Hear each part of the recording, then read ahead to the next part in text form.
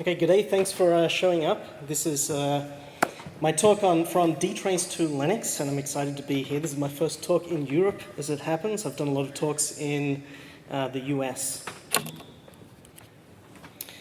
My name is Gregg. I was just introduced. I've done a lot of DTrace things. I'm now actually working on Linux primarily at Netflix, which is exciting. I didn't think I would ever see DTrace again, which was fine. I was ready to knuckle down and get busy with ftrace and perf events and all of the Linux traces, and to bring the methodology that I developed with DTrace to Linux. As it turns out, Netflix has a lot of FreeBSD, and FreeBSD has DTrace, so I haven't completely abandoned it. I still get to use it and keep my skills fresh, but I am primarily working on the Linux cloud at Netflix, where I get to use all of the traces. In this talk, I'm going to be covering what Linux can learn from DTrace, including covering what DTrace really is. What is the phenomenon that is DTrace that we know?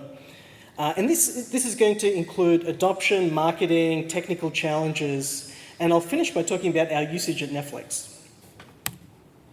So what is DTrace really? DTrace is a product of technology and marketing. Great technology, but also great marketing. And the same is true for many other company products. Prior technology before DTrace included, there were actually several dynamic traces that were around. I've got a screenshot here of something called kerninst. That was from Solaris 251, 1999, and that's doing dynamic tracing. A big problem with the early traces is that they weren't safe, and they could panic and crash systems. Some of the other ones worth noting, Sun's TNF, which I was experienced with. I was a customer at the time. There are also DProbes for user and kernel dynamic tracing, and the Linux Trace Toolkit, which has been around for a long time.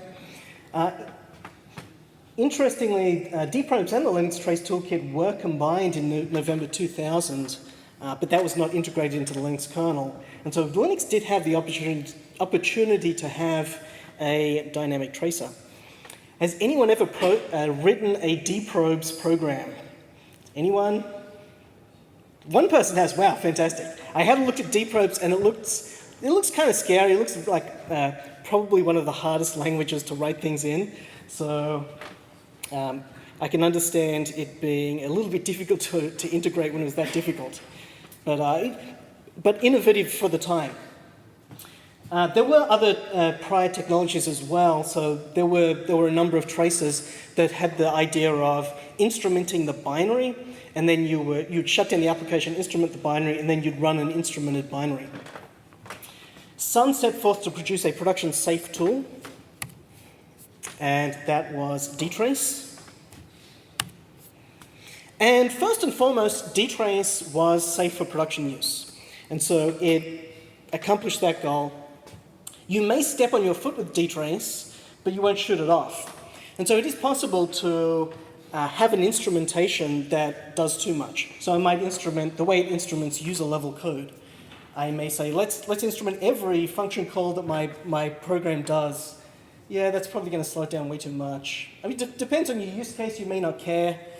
You may be troubleshooting something. It may be in production and things are on fire anyway. But there are many cases where DTrace can actually hurt overheads too much. But DTrace has been very carefully designed so that if it detects it's hurting the system too much, it will self-abort. So that's why you won't shoot off your foot. You might step on it a little bit for like maybe 30 seconds, and that's it. It'll be fine.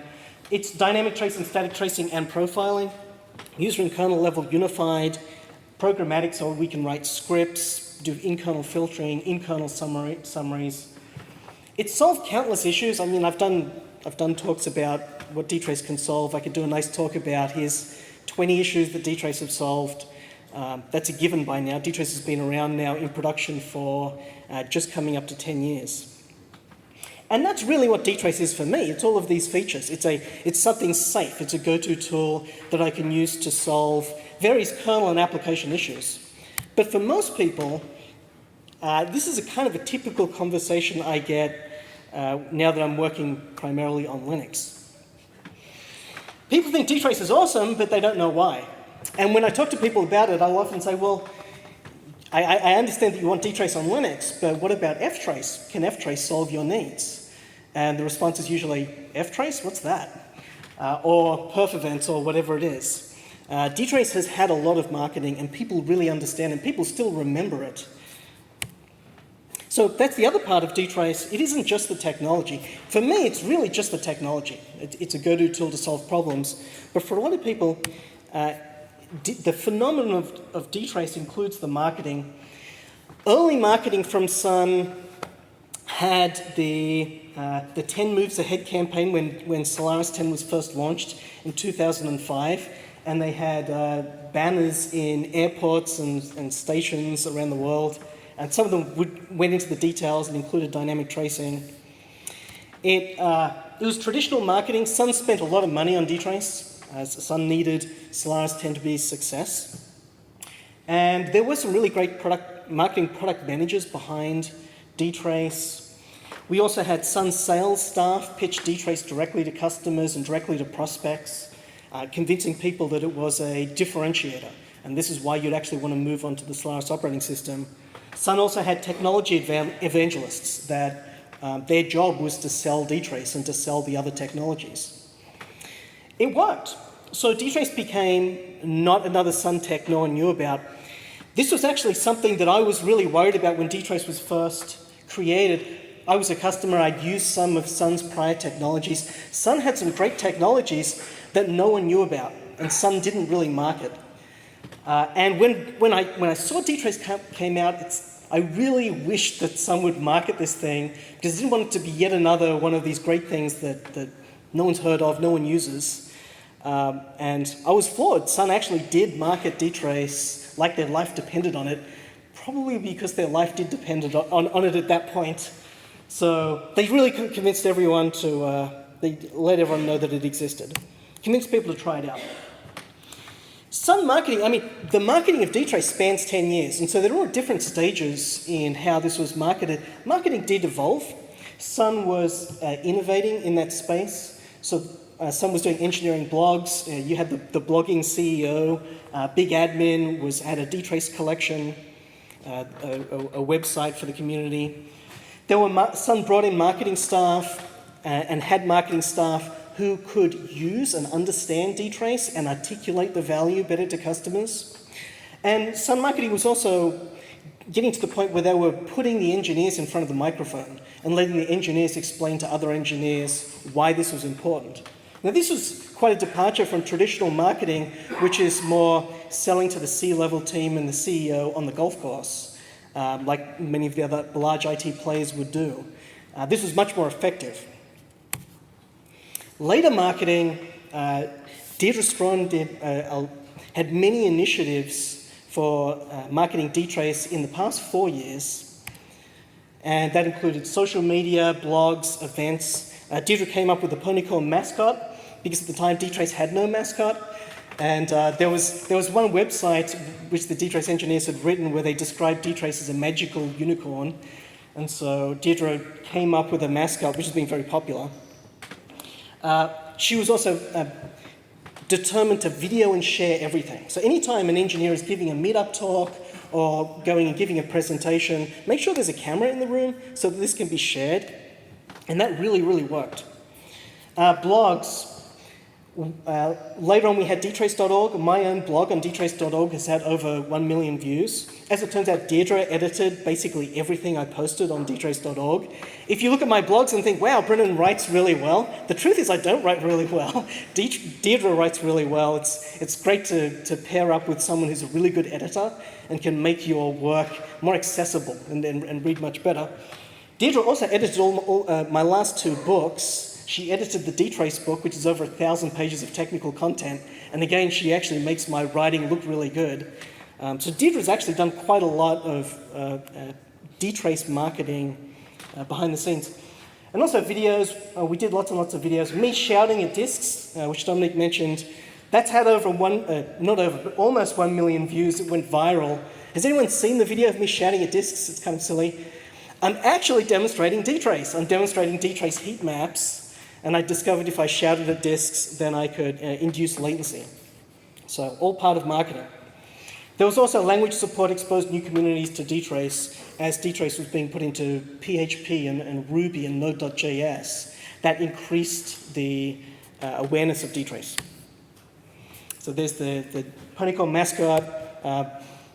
Substack drew this for the dtrace.conf. That's now on lots of t-shirts. And golf balls, apparently. I don't know if that's actually been sold. So marketing was effective. My blog, in particular, has had many views, and we effectively got the message across, which is good because it's also technically it's a good technology, but it has had very good marketing. The next thing I want to summarize is who is DTrace for? So most of the statistics are made up, and so I'm just trying to capture how I feel the state of the DTrace community. There's probably around 5,000 people-ish that use DTrace. People who are system administrators and doing DevOps and developers. But the number of people who actually will sit down and write a DTrace script is not that many, and sit down and write it from scratch. And I'd estimate that to be maybe 100, and quite a lot of them work at places like Oracle, and they're on the Solaris team, or they're working for product vendors who are based on Solaris or FreeBSD, and so as part of their job they're doing kernel development, and DTrace is the kernel debugger and performance analyzer. So that's probably the current state for the breakdown. In the future, this is what it should have been. The DTrace was used by more people through a GUI. When I was at Sun, I helped to make a GUI called it was the Sun Storage Appliance Analytics. It's now the Oracle ZFS Appliance Analytics. It's actually really cool, and it put a front end on top of DTrace that did things like latency heat maps. This is the Rainbow Pterodactyl. It's actually got, I'm ramping up disks and is a synthetic benchmark, but the latency profile is just crazy. We start off with this bimodal latency, and then you've got the head of the pterodactyl, and then the wing, and then it's fascinating. And each of these artifacts are caused by different properties in the I/O subsystem. So visualizations like that, and it's also quite practical, because if you are bimodal, you want to know it. This became a compelling feature for these storage appliance. And so a lot of people, and since it was a GUI, it's very easy to drive. This had a lot more users who were able to get value from DTrace, even though they weren't writing DTrace scripts. And that's really what I see as the future of DTrace. I would like that to be the future of DTrace, because it's a really nice GUI that I helped make, but unfortunately it's never been open sourced. Oracle still have the source code. Maybe Oracle will open source it one day, or maybe they'll turn it into a new product, which would be cool. Or maybe there'll be some other product that will put a meaningful front end onto DTrace and really show the value. And so with GUI end users, the market for application performance monitoring and network performance monitoring is very big right now. There's a lot of players in this industry. Almost none of them have put a meaningful GUI on top of DTrace. There's a few that can do things like heat maps, but that will end up dwarfing all of the other, that should end up dwarfing all of the other users. As for how DTrace gets really used at companies, so for most companies, and this really is how it should have been practical, you have a performance team or a single person who finds useful scripts or develops them themselves, and then they share them with the rest of the company. Some people at Sun kind of got this wrong, where they had the notion that everyone would be writing DTrace scripts. All the sysadmins will be writing it. That's not going to happen. That never happened. What you want is you want everyone to know that it's possible. You need everyone at your company to know that, yes, I can, this is an answerable question. I can understand the latency here. Somebody just has to write the DTrace script to answer it. And then you have one person or a team of people who can do it. For example, at Netflix, we have the performance engineering team, which is what I'm on, and we use things like SystemTap and ftrace and all of the Linux traces. And the rest of the company just needs to know that this team exists, and if they need something created, we'll create it for them. They don't all need to be able to write SystemTap scripts on their own. The next question I want to answer is, why doesn't Linux actually have DTrace? So Why doesn't Linux have it itself? The first question that I should ask is, why doesn't Linux have a DTrace equivalent? And there's really 4 answers. The first answer is it does, sort of. There is ftrace and perf events. And yes, they have ponies as well. Deirdre's created ponies for the Linux traces, just like she created a pony for DTrace, which is really popular. So ftrace now has a pony, if you didn't know it, you've now got one. Perf events has had a pony for a while. Linux does sort of have these capabilities, so I'm using ftrace all the time to solve issues, and as we've heard today from the other presentations, lots of us are using ftrace, LTTng as well, of course. In 2005, before ftrace existed, Linux did need a DTrace equivalent, but those arguments don't really hold water today. It's a different situation. Now in 2014, we've got a lot of things. It may be nice to have DTrace, but I wouldn't use the word need because I can already solve a bunch of things. It's just more time consuming. So for the first answer of why doesn't Linux have a DTrace equivalent would be, well, it sort of does. We can answer a lot of those problems right now. The next one would be technical, and I've done numerous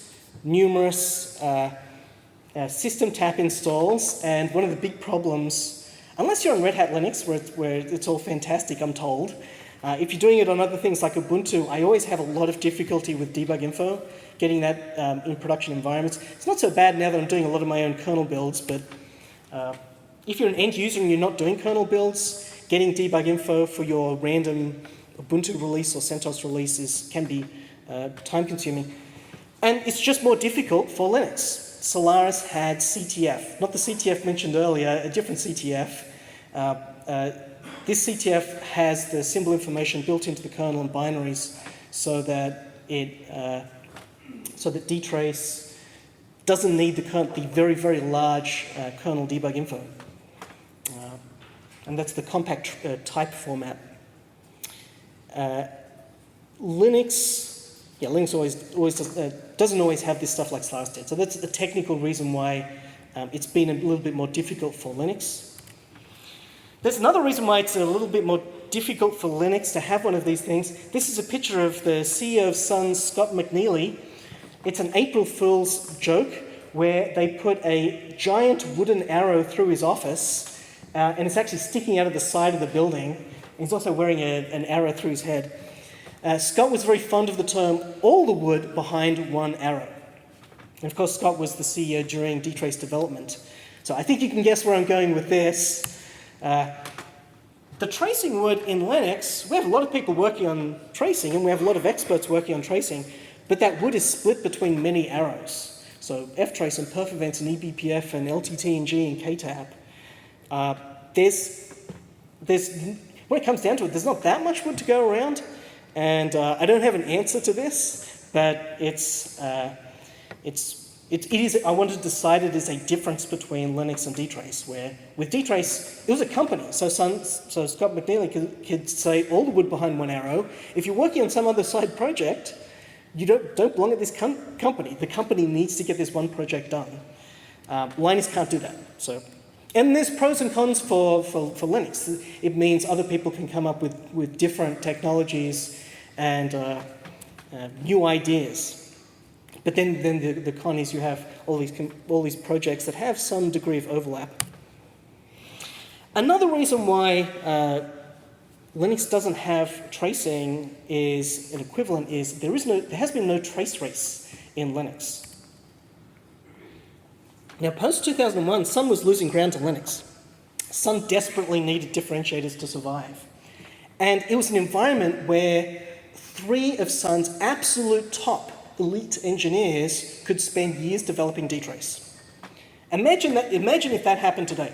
It would be like saying, let's take Linus, Ingo, and Stephen, or 3 of your other favorite top engineers, and say, you're doing nothing else for the next 3 years. And so in the year 2018, let us know if you've finished tracing. Like, the chances are they'd finish tracing, they'd get it done. Sun had that environment because Sun needed to survive, and so they were able to, it became a priority. Whereas with Linux has the talent to do it, but it's not a priority to drop everything and make a tracer, because you need to compete to survive. So there's been no trace race. And there doesn't seem like there will be one, unless FreeBSD starts to look challenging to Linux, because FreeBSD does have DTrace. The different way to answer the first question was why doesn't Linux have DTrace, is why doesn't Linux have DTrace itself, the actual thing? The first answer is DTrace was released under the CDDL, and I've quoted a piece of an email that was sent to the open source initiative in 2004, before Solaris and DTrace were open sourced, where Sun had created the CDDL license and admitted straight away that we don't think it's going to be compatible with GPL, so you can't combine it with GPL. Sun knew this all along from the very start. So Linux does traditionally include a tracer profiler in the kernel. The DTrace license is CDDL, so that's a problem. Out-of-tree projects have maintenance difficulties, although I know a lot of you are working on it and have survived so far. Oracle actually have the DTrace copyrights. Oracle could decide to relicense at GPL if they wanted, but they haven't. I don't know why they'd do that. I just wanted to mention that ZFS on Linux has the same problem, but it's actually doing well despite being CDDL and out-of-tree. It's a sort of a different situation there because with file systems, they are more designed to be pluggable, like with the VFS architecture. So it's not really quite the same thing, but worth mentioning. And DTrace ports. So the other answer to why doesn't Linux have DTrace, well, it might have DTrace. There are two active ports of DTrace to Linux. One of them is by Paul Fox, mostly one developer. And I've actually used it. I've used it to solve problems in the past. It's fairly incomplete. I mean, it's done amazing work for mostly one guy. And, but he's been distracted with the Raspberry Pi. If you follow his blog, you'll see he's doing exciting things in the Raspberry Pi instead of finishing the DTrace on Linux port. The other one is Oracle Linux DTrace. And that's really interesting because Oracle have experienced kernel engineers. They're taking the test suite, the DTrace test suite really seriously. This is one of the key reasons why DTrace was production safe, was that DTrace has a test suite of over 100 tests. And the Oracle engineers want to enhance it and make it even better, which is definitely the right direction. And they've made good progress. So maybe they'll finish it one day. They haven't. I don't work for Oracle, so I don't know the official. I don't know what's happening right now. They haven't posted any updates for months, so I don't know what the state is. All I know is it did look promising. Yes. Yes. What's the state? Is it stopped or is it still going? There are updates. It's still coming along. Good stuff. So it's still happening. Still looks pretty promising. Good engineers behind it. So one day this may actually be like fully complete and ported. What with DTrace worked well? So 5 key items. The first one is production safety. And this is the DTrace architecture. So DTrace has a restricted probe context. It has no kernel facility calls, restricted instructions, restricted load stores. The way DTrace compiles a program into its own diff, and then a stripped down piece of kernel code runs that in a very protective context, did work. DTrace also has various safety valves in case it's detecting it's hurting the system too much in terms of overhead. And so it has a heartbeat aborted due to systemic unresponsiveness. And the other thing I mentioned, it does have the DTrace test suite as well. So hundreds of tests. So these are the reasons why DTrace was able to be so safe. And touch wood, I've used DTrace in production for actually over 10 years because I was using it before it was released. It's never ever panicked a kernel. It's caused overhead issues, but they've been temporary because DTrace aborts due to systemic unresponsiveness. So in terms of production safety, DTrace did accomplish its goal of being a tool that you can just run, you don't worry about overhead too much, or you certainly don't worry about panicking the system. It's been really well designed for that. Linux is learning it. Already mentioned the Oracle Linux port. Those engineers are taking the test suite very seriously. There's been a whole bunch of recent work with ftrace test, and I know other people have test suites going on for their traces. So testing is may seem a little mundane, but it's really important to get done. The second one I've already mentioned, all the tracing would behind one arrow. And obviously, Sun could do that, Linux can't do that. I will settle for at least no new traces in 2015. That would make me happy. Like, my time is divided amongst many traces right now. Let's not invent a new one. We have enough. We have plenty, lots of traces. In-Kernel Aggregations is another thing that worked really well. I just have a picture there of it's a histogram. So it's got the buckets on the left and the count on the right. These changed how investigations were conducted. So I could go up to a system and have a hypothesis and ask a question of the kernel at a very high level. Like, is this being called? Period. Okay, it is being called. Like, let's just do a frequency count. Now, what flags is it being called with? Let's frequency count the flags. Okay, what size is it being called with? Let's do the size as a histogram. Okay, now I understand that. Now, how about the latency? Let's do the latency as a histogram. Oh, that looks interesting. Now I want to do event by event. Now I want to dump in an event log where it's like, show me if the latency is of this range and if the flag is this, because that's the one I'm interested in. And so generally I'd use a series of higher to lower level aggregations live before I got to the point where I'm just dumping events by events. So that worked really well. Low overhead, part of the DTrace design. Per CPU storage, asynchronous kernel to user transfers. The key uses for aggregations, it does have summary statistics like count, average, min, max. Histograms, so customizable, power of 2, quantize, or linear quantize. And the other thing is being able to do a frequency count by exec name, but also other things like kernel stacks and user stacks is really useful.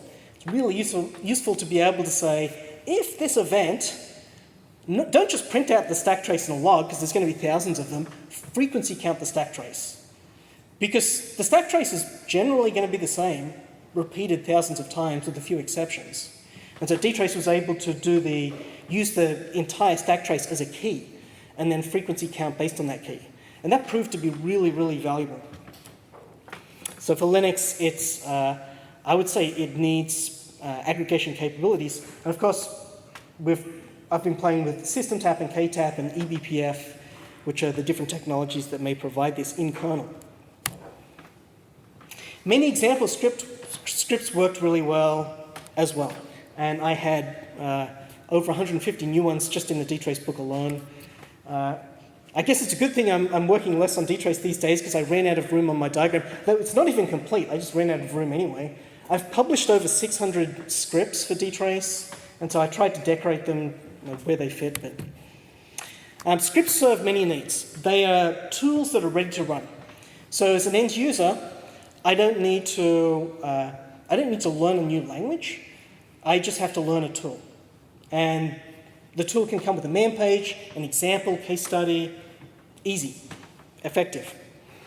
The scripts also serve as examples. So if you actually want to learn DTrace or whatever it is, then you can pick the shortest scripts and then see how they work, then tweak them, customize them, and then grow from there. And marketing. Every script is a use case that shows that this can be done and this is valuable. So I wrote over 200 scripts in the DTrace toolkit, more in the DTrace book, and they were an essential factor in DTrace's adoption. Linux can learn that many people will just run scripts, not write them, and that's okay. People want good short examples. Writing the DTrace book was actually great rigor for myself because I needed to come up with very short textbook examples. And so I developed a new style for the text. The DTrace book actually has my best scripts. They're all online on dtracebook.com because I was really trying to make them 10 lines or less. If they aren't tested, they don't work. So one of the things I learned with DTrace is it's very easy to write a script that produces numbers, but those numbers can be wrong, and they usually are wrong. People would frequently send me scripts where it's like, this script is wrong, you didn't test it. There's different code paths at play. You've instrumented the main hot path, but you didn't instrument the cold path. And so it looks okay, but if you try and add up the numbers, how I figure this out is I always add up the numbers. So you try and do a cross-check. It's like, let's do a known workload where I transfer 17 kilobytes, and now DTrace it using my script doesn't say 17 kilobytes. If it says 16, then I've got a problem, and I should go debug that and find out why, because it's probably like some of it took a different code path that I forgot to instrument. So reasons like that, it's more work went into testing the DTrace scripts than actually writing them. Maintenance of dynamic tracing scripts is actually painful because the instrumented code can change. So static trace points is a big help. And marketing worked really well. DTrace was effectively marketed, which I said earlier, in many forms. Linux has virtually no marketing for its traces. Probably one of the biggest differences I see coming to Linux is people don't know this stuff exists. People don't know ftrace exists and various other traces exist.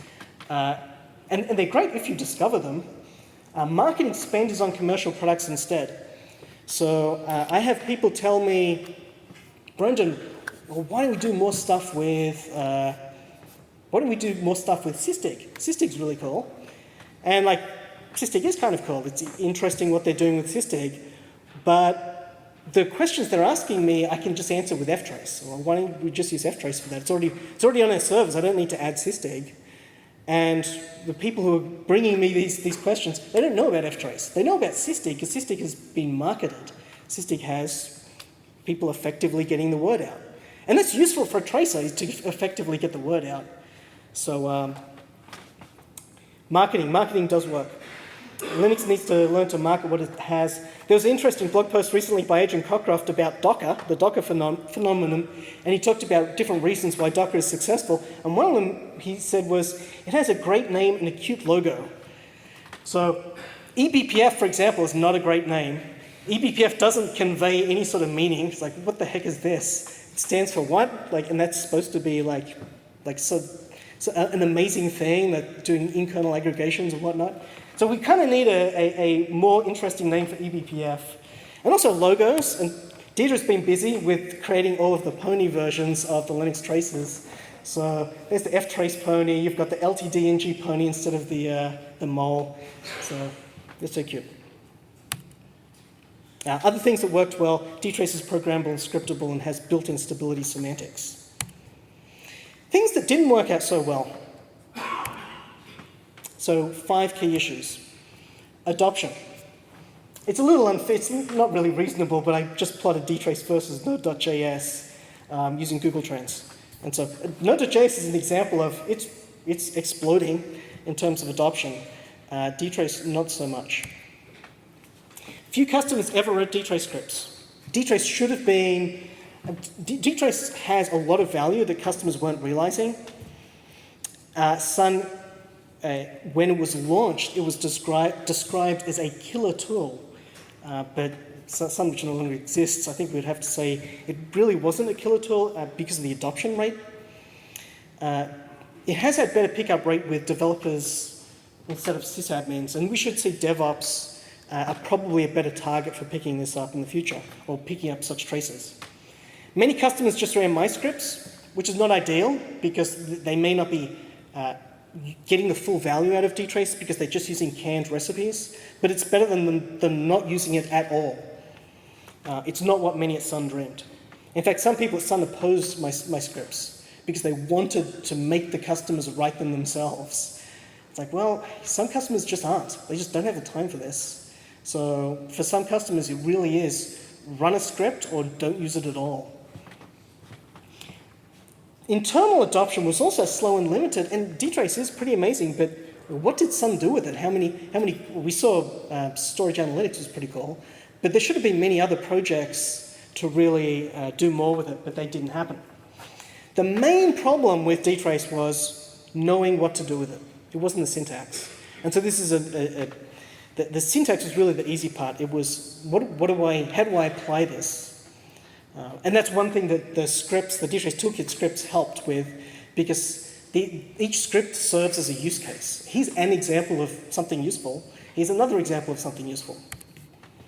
So Linux can learn that adoption is more than just the technology, it's everything. Marketing, training, community, scripts. Teaching what it does is more important than how. And practically at a company like Netflix, we don't need everyone to write SystemTap scripts or LTTng programs or whatever. We just need to know everyone to know that you can, and they can ask the performance team to do that. And you need an adoption curve, not a step function, so things to make it easy as people learn. Training also didn't work out so well, and early training was not very effective, and some and other companies were looking at teaching or focused on teaching the syntax and a lot of the background, but not how do you apply it to solve real problems. The DTrace toolkit has been included in the DTrace courses now with better success. It improved. I've developed a lot of DTrace courses over the years, and the most successful thing was to create simulated problems without the answers and have students solve them on their own. GUIs. There are dozens of performance monitoring products out there, but there's almost no meaningful DTrace support. So I'd really have to chalk this up as one of the things that just didn't work out with DTrace. There are a couple of exceptions. So the Oracle ZFS Storage Appliance Analytics is really cool. Joint Cloud Analytics is another one that actually did meaningful DTrace support. But why isn't there other meaningful DTrace support? And one of the reasons is, if you, and I've talked to a lot of the companies making the GUI products, their main audience now is Linux, and Linux doesn't have DTrace. So for them to invest time coming up with a DTrace front end is a shrinking part of their customer base. They're more interested in creating a GUI front end for some Linux technology, which is what we need them to do. Come up with good GUIs that expose trace data. Things like heat maps, latency, utilization, and offset. Flame graphs are fantastic. We use flame graphs every day at Netflix for solving problems. We saw flame graphs at Facebook earlier. Time series thread visualizations like Trace Compass that we saw the demos of earlier today. Fantastic stuff. So not just line graphs. I'm really tired of line graphs. Line graphs are great for looking at historical patterns, and that's it. And then you go and use lots of other visualizations, but there are too many products out there where it begins and ends with line graphs, or maybe pie charts. There's so much more interesting things we can do with visualizations. As for, I did mention this, Gartner recently said that the application performance monitoring space is a $2.4 billion market segment in 2013. And so there's a lot of money being spent on performance monitoring. If one of the traces, and that's something Linux can learn, if one of the traces can be a core part of one of these major players, then a side effect of marketing themselves is they'll be marketing your tracer. Let's say LTTng was a core part of Nifty-Mon. I made that up. Nifty-Mon is a fantastic, one of the largest players in the $2.4 billion segment, and you get LTTng to be it builds LTTng support, then their marketing department will be promoting LTTng as a side effect. I didn't mention the real main players, but you get the idea. The heat maps are a must-have use case for trace data. So this is a latency heat map.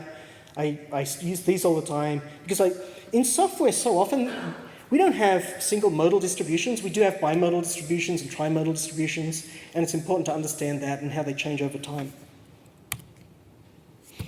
Overheads is another thing that didn't work out so well with DTrace, and this is something wrong with a challenge with DTrace itself. While optimized for many targets, the CPU overheads are too high. So scheduler tracing, memory allocation tracing, user level dynamic tracing, and so on. DTrace is great at up to 10,000 events a second. At 100,000 events a second, you can start to measure the CPU overhead.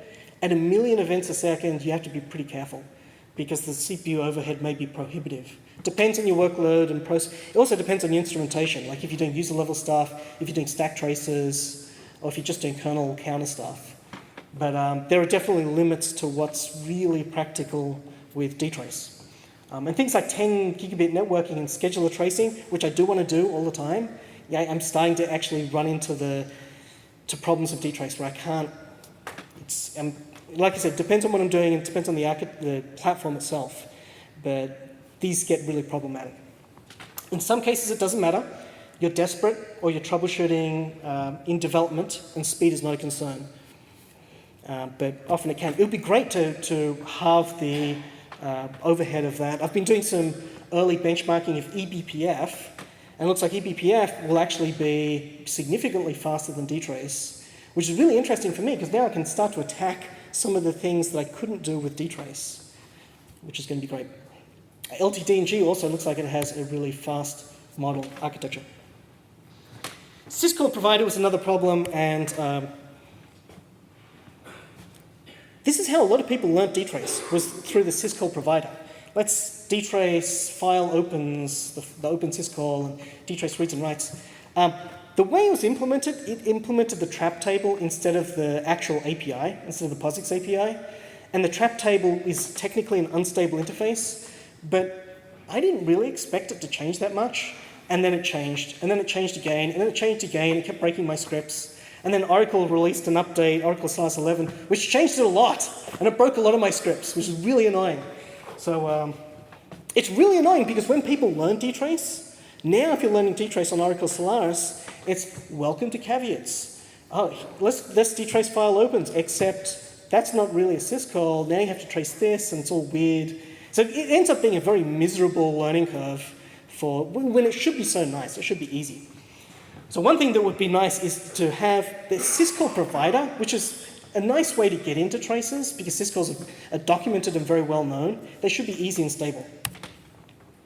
And there are various other issues as well, like the lack of bounded loops like SystemTap has, kernel instruction tracing like perf events has, easy PMC interface like perfstat, aggregation key value access, which you can't do. Aggregations you can only print out, like SystemTap, ktap, and eBPF. Oh, and also a weird issue. If you're on Oracle Solaris, that's now the only place where you have kernel dynamic tracing, but you don't have the source code because Oracle closed-sourced Solaris. So that's kind of weird. So like you can write dynamic tracing scripts, but you don't know what you're tracing. Very weird because certainly over in the Oracle Linux arm of Oracle, you have the kernel source code, so you actually know what you're tracing. But for Oracle Solaris, you don't. The last section I want to mention is a brief summary of what we're doing at Netflix and the Linux traces. At Netflix, we just launched in Europe. It's really exciting. So it's great to have subscribers over here as well, enjoying the content. We have over 50 million subscribers. We have a very large EC2-based Linux cloud. And we use ftrace, perf events, SystemTap, and then ad hoc other things. In the future, I expect we'll be using ftrace and perf events, maybe ktap with eBPF if that integration happens for a fully featured tracer. Maybe that'll be mainline. To summarize the 4 traces that we do use, there's the ftrace pony, it's so cute. ftrace, ftrace, one of the nice things about it is it's there. It's already on all of our instances. Very useful capabilities, tracing and counting. It also has some surprising capabilities. The way it can do latency of function calls through the graphing framework. The filters can be very sophisticated. To ease usage, I've been creating some front-end tools, kind of like my DTrace toolkit tools, although they're kind of unsupported hacks. There's also TraceCMD by Stephen, which you can use, another front-end tool for ftrace. And just to give you an idea of what it looks like, so I can write tools like IOSnoop, and that's just using ftrace, and it's just a shell script. And IOSnoop's on my MacBook, it's on Solaris as well. And this is how, it's scripts like this that made adoption easy because it has a usage message, it has a man page, it's very easy to pick up, it's very easy for sysadmins and developers to learn. IO latency, so I'm doing aggregations. I like doing aggregations all the time, like histograms of latency, but one problem with this currently is that I am doing user-level processing, and I sometimes can't keep up. And so over 50,000 IOPS, it starts, I can't quite keep, it's my implementation, I can improve it, but I can't quite keep up. I can increase the buffer size and get more that way. Of course, what happened, the day I wrote this tool, I'm like, great, I've now got this tool, we can run it everywhere at Netflix. I can now do IO latency histograms just using ftrace. My manager says, oh, great, Brendan, I've got a live one for you, Cassandra database, go check it out. They're doing 60,000 IOPS. It's like, oh, couldn't you be doing 40,000 or 30,000? So I broke my tool like the day I wrote it, but it was okay. I just increased the buffer size. I could then instrument it and answer the question. Things like OpenSnoop, syscall tracing, I've also got a very simple wrapper to kprobes because I use it so much. So I can just add my kprobe stuff, and then it goes and I hit enter, it'll instrument it. I Control-C, then uninstruments it, just to make it easy. By some definition of ease, I would like easier symbol usage than digging things out through the register. I would really love something like a stripped-down version of kernel debug info, because we can't. One of the problems with the Netflix environment is we can't ship debug info on our instances because it's too large. So ftrace, it's great. The function profiler, it's really good, but I would love to use the in-kernel counts for other variables, like do a associative array or histogram of a register, because ftrace has the ability to do in-kernel counts, which is great. I just want to extend it a bit and do some other things. The function grapher does latency already, so I'd love to access those latencies through variables so that I can do other things with them. Perf events, just briefly, we do use perf events. The perf commands, it's great. Use it for CPU stack profiling all the time and make flame graphs like this. And we do this basically daily for identifying CPU breakdowns. For perf events, I'd love to do function argument symbols without a full debug info because it's hard for Netflix to put that on all their instances because of its size. And the scripting framework I had some issues with. I might want to spend some more time figuring out. Maybe eBPF for custom aggregations. SystemTap, and I know it's an unhappy looking pony, but it's kind of based on the smiley tap logo. It's probably a bit cuter.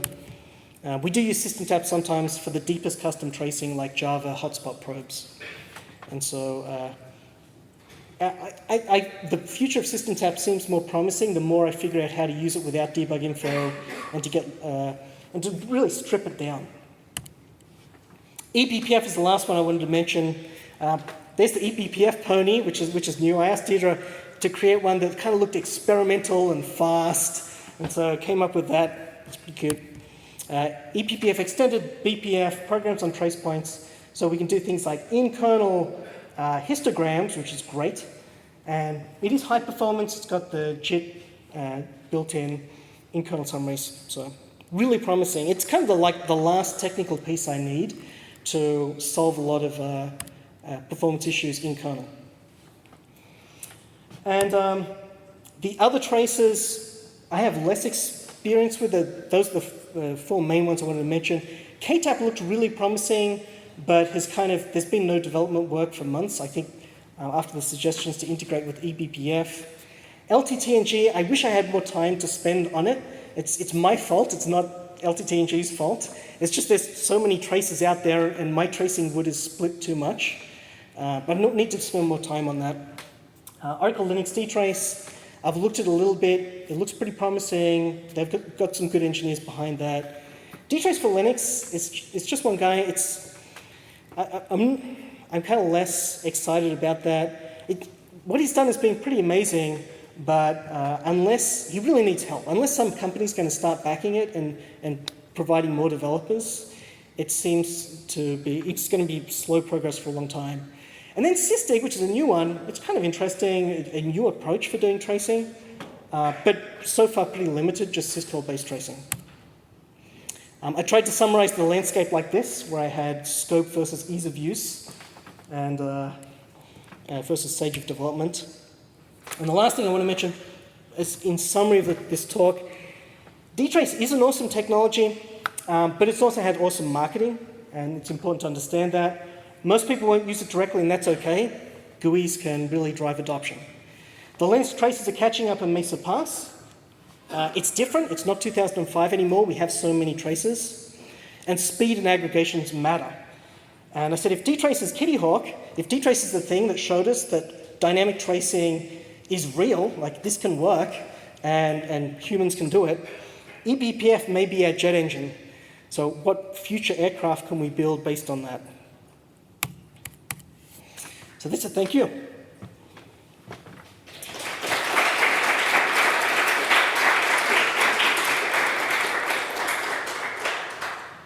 And questions?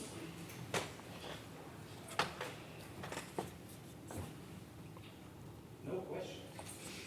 Maybe people are hungry, wanting to dash out to get lunch, or...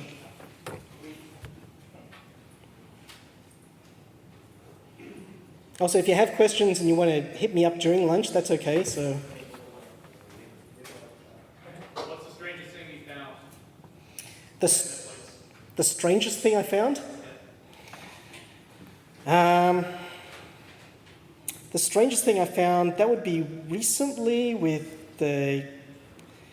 maybe my memory is skewed because of what I've worked on recently. That would be huge pages making a 25% performance regression, and not because of the defrag kernel thread, but just because of them existing. And so I used ftrace to basically exonerate the kernel page allocation routines, because I could see that these weren't active. I just had sent user time, but it was very strange to get a 25% regression just because the MMU was using huge pages. Since I'm on the cloud, I don't have access to PMCs, the performance monitoring counters, so I can't measure like TLB stall cycles, but I'm trying to get that enabled so that I can. That's very, very strange. I wouldn't have put the number 25% on that. I would have put much, much less. Yeah, it doesn't work. Okay. You mentioned perf events as kernel instruction trace. Can you elaborate, please? Yes, I did a blog post on it. It's really cool. So you can say this, you can actually say list the source code for this kernel function, and it will tell you which lines it can instrument. And then you can say, for this line, show me the local variables and also global variables you can instrument. So I can basically take a function. Now with DTrace, I came up with all these workarounds for this where I would trace the beginning and then do all my in-memory state. With perf events, I can just put my finger on a kernel line and say, trace that, and then trace the local variables. It's really cool. But if you look on my blog, it was a few blog posts ago where I do all the demos. For me, instruction tracing is no related term. Maybe that means that you see every instruction as it's executed. Yeah, I'm not tracing every instruction. I wouldn't want to trace every instruction because that's just going to slow things down. It's just key instructions, and the problem is in some code paths, like in TCP, you can have functions that are massive, that are hundreds of lines long, and just tracing the entry and return is not enough. You need to break it up, and you need to put your finger on just a few points inside the function. So that's all it is. And in fact, if you look at, does it do every instruction or does it miss some instructions? I think it does. Probably does do every instruction, or at least as a line number. But yeah, I don't want to say trace all instructions all the time. That would slow the system down. And at that point, you may as well use a simulator, because there's simulators that exist for this sort of stuff. Other questions? Yes? You talked about the in-kernel aggregations, and that's a form of analyzing the raw data in a sense, right? Yes. How far do you think that we have to go with this analysis? I mean, for some people, it's enough to give them the low-level information, but for others, you have to process the data and give them a summary of some kind. So how far do you think that we have to go with that? How far do we have to go with the in-kernel aggregations? I'm not sure I understand the question, but so long as it exists, so long as I can say things, like ftrace already has a little bit, so I can say functions that match this string, like how often are they being called per second? I can answer that, that's really useful. But just a little bit more, so I can say, take this variable and then frequency count its contents. Let's take another example. Let's say trace campus. I mean, that presents the trace data in the form. Right. You can also do analysis, as you saw earlier, right? So my question is, how much such analysis do you think is needed to show the raw data in a way that is meaningful? Yeah, it's a different workflow. I mean, it's really interesting for me to see Trace Compass and how it's being used, because I come from a different workflow where I will start with a very high level summary and I'm missing all this context.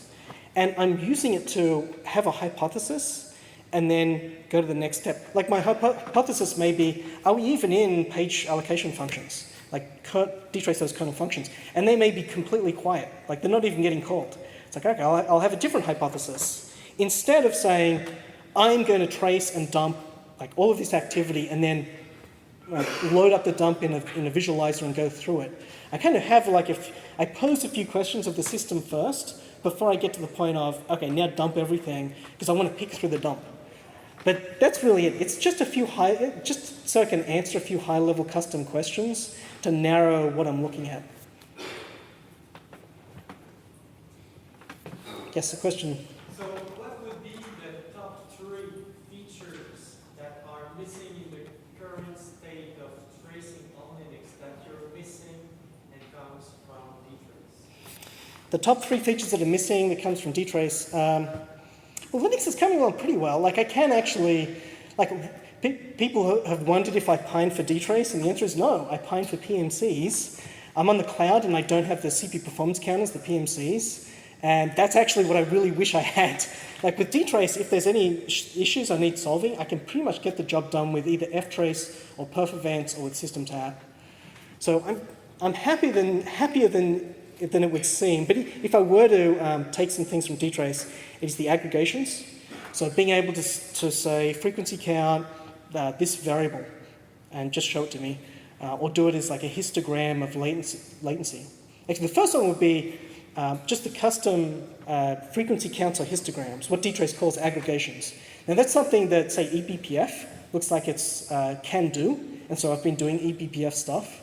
And so that may actually be the answer to the custom aggregations. Once that piece is there, I can now port pretty much most of my DTrace toolkit scripts to Linux. Like I'd have to scratch my head to think of what I can't do.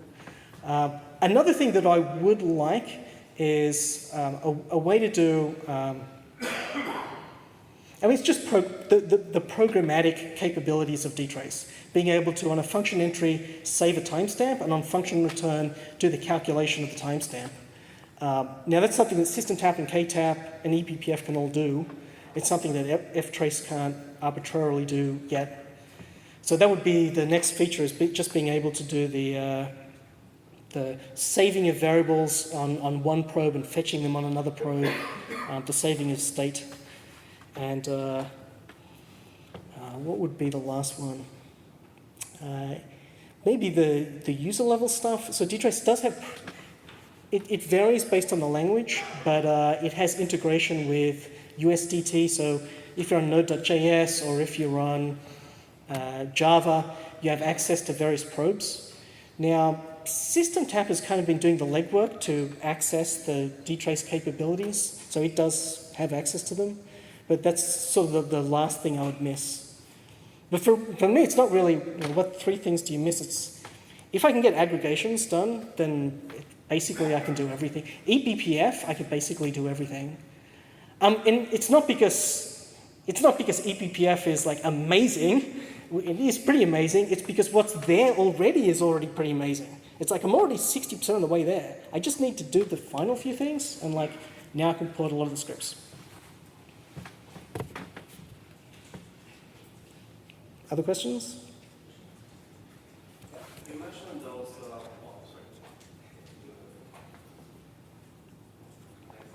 you mentioned those dependencies that depend on the scripts. I'm sorry, that your scripts had on the changes from the kernel system. Yeah. How did you deal with that? What helped and what did not help? So one of the early scripts I wrote was something called TCP snoop, because I stupidly wanted to have TCP dump, but basically with a PID column. It's like, wouldn't that be cool? Actually, not cool, because it's operating at a different layer, and the PID doesn't make a lot of context, so sense down there, and you can have a session that the process has died, but there's still packets, so what PID are you going to display there, and so on and so on. So there's actually a whole bunch of reasons why it's a bad idea, but I really wanted to get this done, and so I wrote it for Solaris, and that broke at least 7 times that I know of because of kernel TCP/IP changes, where they changed the function, the arguments, the function names, the code paths. It was a real pain. The solution to that is stable providers or static trace points. And I think in the Plumbers Conference, we might be talking about network trace points in the network track. At least I should see if they're still going to do that. It's coming up with trace points can solve those things, because once you have static trace points that stay still, fine, it's the last time you write that script. It's going to keep working. Yep, so we have the mic back. Cool.